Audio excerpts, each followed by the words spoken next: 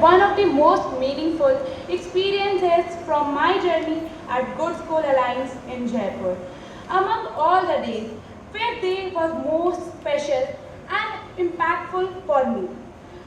On this day, we had a financial literacy program where I learned something very important for life, how to save money and spend it wisely.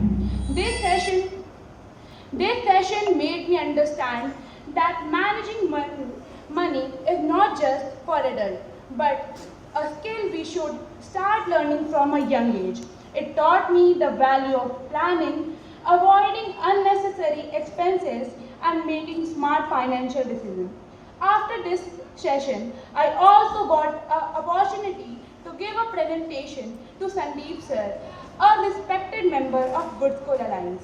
In my presentation, I shared my learning and experiences from all the days.